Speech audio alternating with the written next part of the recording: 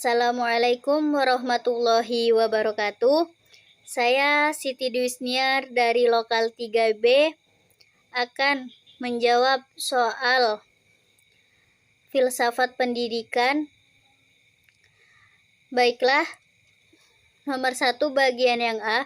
Apa sebenarnya masalah pendidikan atau guru kita saat ini? Bagaimana solusinya? Menurut Undang-Undang Nomor 20 pada tahun 2023, pendidikan adalah usaha sadar dan terencana untuk mewujudkan suasana belajar dan proses pembelajaran. Mengembangkan potensi diri untuk memiliki kekuasaan spiritual, keagamaan, pengendalian kepribadian diri. Salah satu permasalahan yang ada dalam pendidikan di Indonesia adalah tenaga pendidikan terakhir. Problematika ini sering terjadi di daerah perdesaan, di mana tenaga pendidikan yang ada di daerah tersebut. Contohnya, tenaga pendidikan pada tingkat SMA memiliki pendidikan terakhir di bidang ilmu. Namun karena di sekolah tersebut masih kekurangan guru agama dan bahasa Arab, maka tidak mau guru tersebut harus mengampu mata pelajaran yang bukan basisnya. Bagian yang B, apa sebenarnya dengan peserta didik kita saat ini dan bagaimana solusinya? Baiklah, masalah yang dihadapi peserta didik saat ini itu ada 6. Yang pertama, masalah perkembangan jasmani dan kesehatan, sehingga di Indonesia masih terdapat anak yang kekurangan. Kesehatan sangat khawatir akan mempengaruhi proses belajar peserta didik. Dan yang kedua, masalah keluarga dan rumah tangga, yaitu menjadi pengaruh besar dalam mendidik, utama karena keluarga sebenarnya memiliki pengaruh besar dalam proses pendidikan anak, terutama ibu. Dan yang ketiga, masalah psikologis, karena apabila anak mempunyai masalah, ia akan terbebani dengan masalah tersebut. Dan yang keempat, masalah sosial, seperti banyak di Indonesia itu membuka sekolah khusus untuk anak-anak cerdas dan harga mahal. Sedangkan di Indonesia masih banyak peserta didik yang kekurangan, tidak mampu. Dan yang kelima, masalah kesulitan dalam belajar. Itu yang pertama, dari peserta didik yang lambat dalam menangkap pelajaran, dan yang kedua itu guru yang bisa menyampaikan materi pembelajaran sehingga peserta didik tidak bisa menangkap materi tersebut. Dan bagian yang keenam, masalah motivasi, karena dorongan motivasi yang telah diberikan padanya, ia akan mampu bersemangat dalam proses belajar. Tak hanya orang tua yang membiarkan motivasi, tetapi dari tenaga pendidikan juga. Bagian yang C, apa sebenarnya dengan sarana dan prasarana pendidikan kita saat ini dan bagaimana pula solusinya? Baiklah, pada suatu dengan daerah terpencil dan juga sekolah yang hampir tidak layak digunakan, kurangnya ruangan kelas untuk belajar, belum ada pustaka yang memadai, kurangnya tenaga pendidikan yang berkualitas.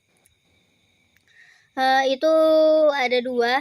Yang pertama, tenaga pendidikan harus membuat surat penemuan saran dan prasarana pendidikan kepada pemerintah. Dan yang kedua, seorang tenaga pendidikan harus lebih relatif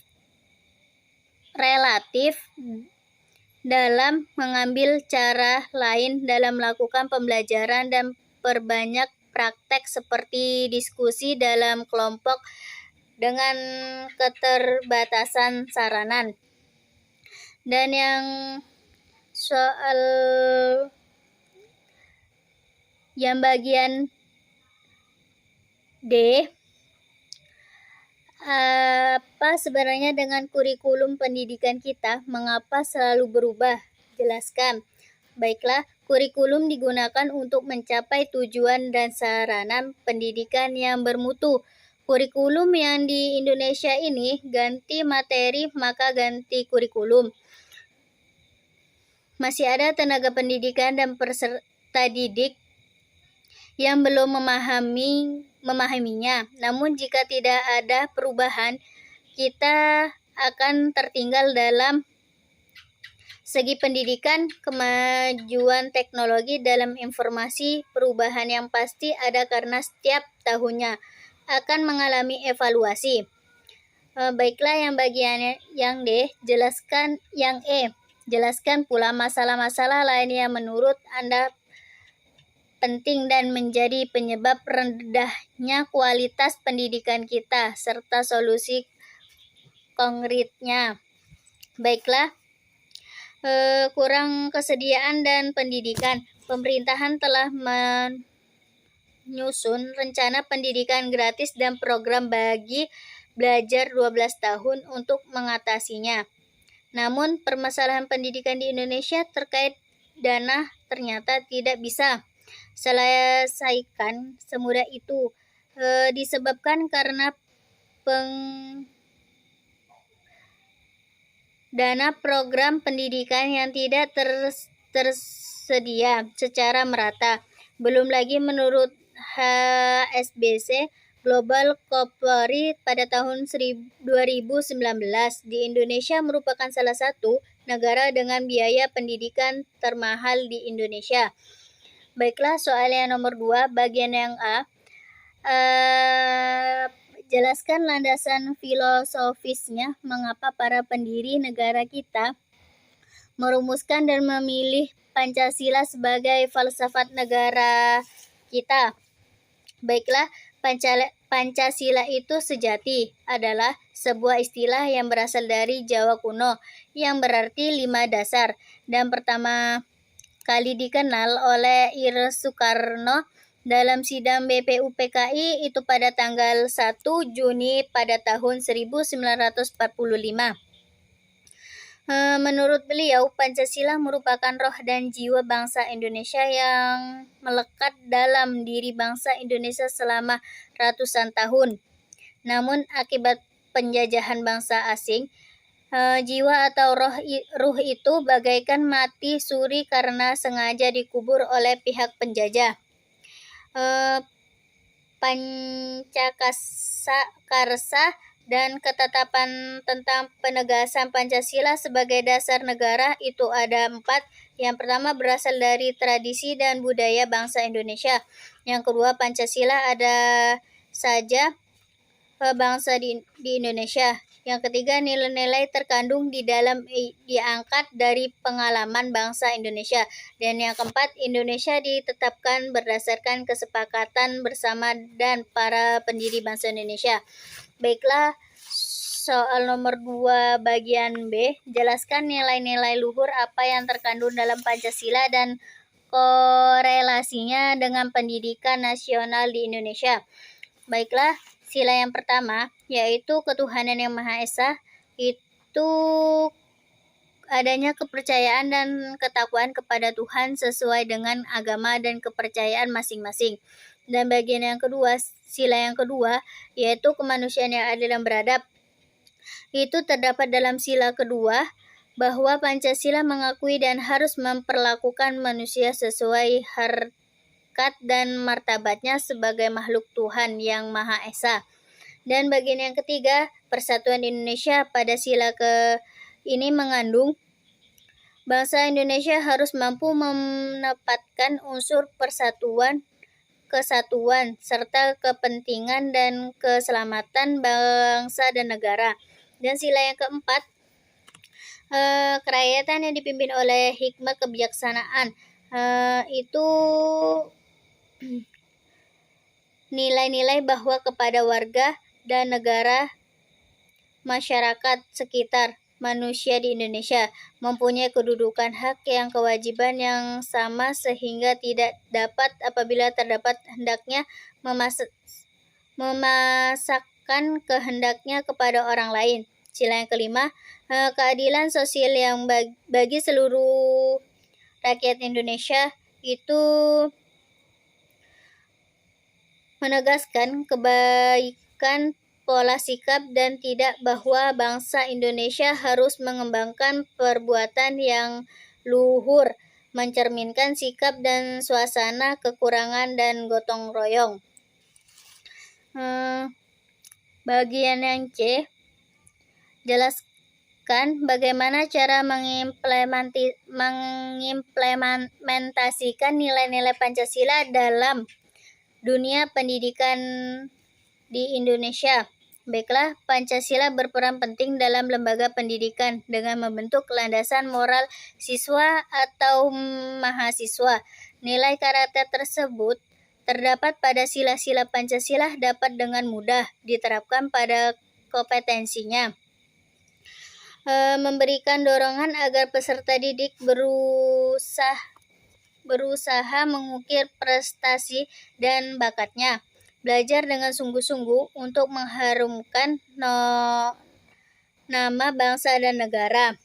Nilai-nilai Pancasila kepada peserta didik adalah para pendidik atau guru seharusnya dalam menyampaikan materi pembelajaran menerapkan berbagai metode pembelajaran atau menyenangkan nilai-nilai Pancasila dapat diimplementasikan melalui kegiatan belajar pembelajaran agama. Dan soal bagian yang D, jelaskan pula apa dampak negatif yang akan timbul jika pendidikan kita tidak diwarnai atau tidak dipengaruhi oleh Pancasila. Baiklah,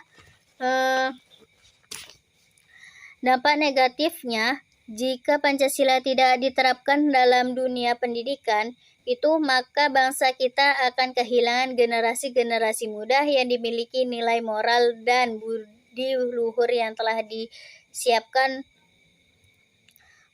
Kehidupan bangsa dan negara itu termasuk ke ideologi yang justru dapat merusak kehidupan generasi bangsa di Indonesia, karena di era sekarang banyak sekali anak-anak remaja yang sudah tidak beretika seperti apa dilandaskan dalam filsafat negara. Baiklah, soal bagian nomor 3, bagian yang A, jelaskan bagaimana sebenarnya konsep lianisasi itu.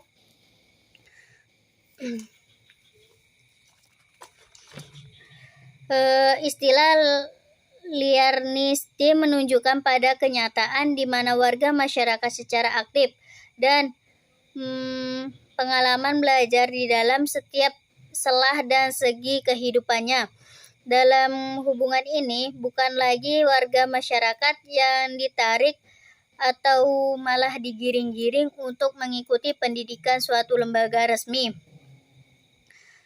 Itu yang pertama, terdapat masyarakat yang kiriman dan bertakwa kepada Tuhan Yang Maha Esa. Dan yang kedua, terciptanya masyarakat yang beradab dan menghadapi adabnya perbedaan pendapat. Dan yang ketiga, masyarakat gemar belajar mandiri. Dan yang terakhir, masyarakat yang tertib dan sadar hukum budaya. Maka apabila melanggar hukum yang melekat dalam semua lapisan kehidupan kenegaraan dan kemasyarakatan. Dan bagian yang B, jelaskan secara logis dan kritis mengapa semua masyarakat harus selalu belajar. Baiklah, karena kehidupan manusia akan selalu mengikuti kemajuan teknologi. Masyarakat harus belajar agar mudah menghadapi era globalisasi saat ini. Proses transformasi untuk mengatasi perubahan diri sendiri dan berubah masyarakat yang selalu belajar. Seperti contoh, masjid salah satu pusat belajar di masyarakat secara informasi sebagai model of Lincolnist. Sebagai pusat, masjid adalah lingkungan yang akan berperan budaya, mempersatukan aspek-aspek budaya menjadi satu yang koheren. Baiklah, yang bagian yang C, jelaskan bagaimana strategi efektif Anda untuk mempraktekkan dan membudayakan layman string di lingkungan tempat tinggal Anda. Dan lakukan yang akan Anda lakukan. Baiklah.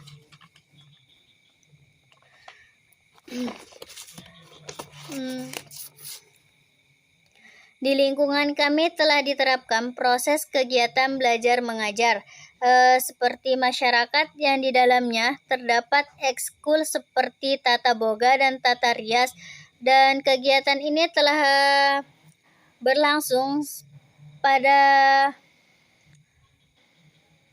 selama 2 tahun atau 3 tahun sebelumnya. Insya Allah ke depannya kami akan mengadakan kegiatan menjahit di Pondok Pesantren Al-Muhajirin ini. Bagian yang D, jelaskan bagaimana konsep ideal pendidikan multikultural, apa manfaat dan dampak negatifnya bila pendidikan multikultural ini tidak dipahami dan tidak diimplementasikan oleh bangsa Indonesia.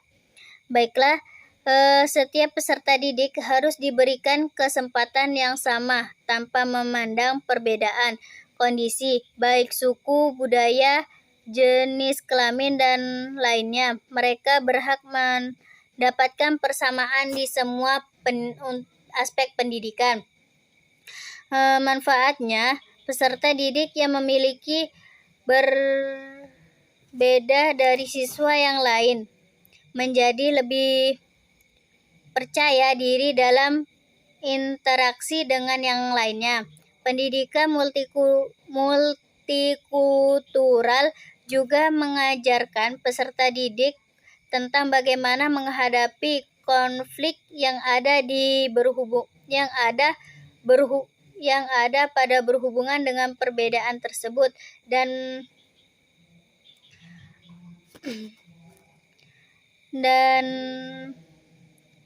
hubungan ini pun tidak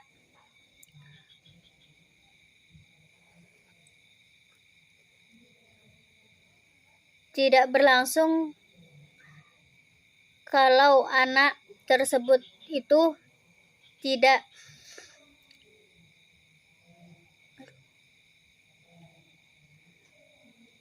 memiliki kepercayaan diri dari siswa yang lain. Baiklah, sekian dari jawaban saya tadi. Saya akhiri. Wassalamualaikum warahmatullahi wabarakatuh.